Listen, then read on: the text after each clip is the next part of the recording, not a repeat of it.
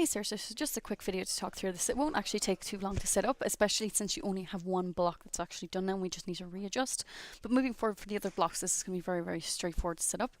So the first thing we would do is we would just go ahead and click on block options, and we would add actually we can do add block below. So let me go up to the top of this one instead of add block above, and do block options and then add block below. There we are.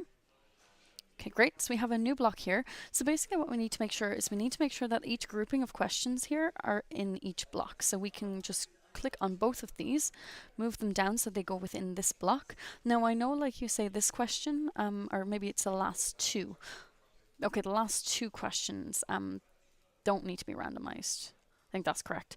So let me just remove this page break and move the last two questions down into this block. Ooh. Sorry.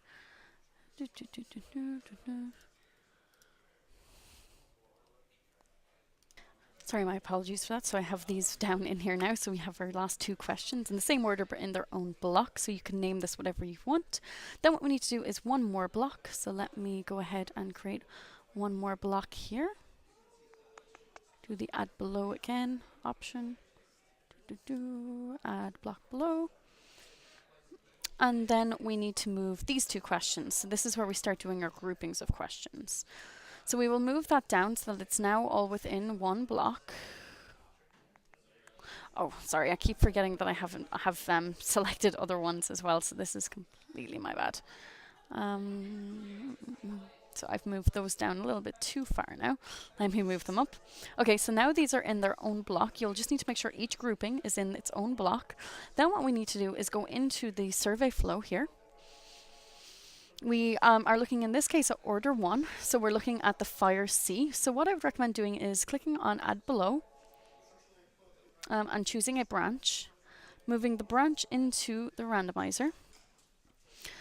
Then our condition can be the exact same thing, which is order is equal to 1 on the embedded data. So order is equal to 1 because this is always needs to be true, and in this case it will always be true.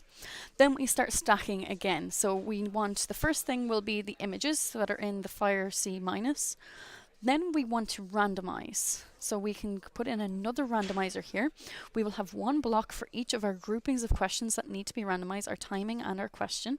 You place all of those in there, and then you place the last block that contains the two questions that you want in the correct order to be underneath the randomizer. So they see the images first, then randomized questions, and then the questions that should always be there.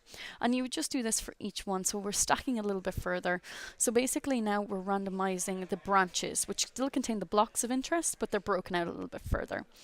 So I hope that makes sense. Can you give this a try and see if you can get it set up? I will save this so you have something to work with, but if you do have any other questions, please just get straight back to me. I'll still be here for you.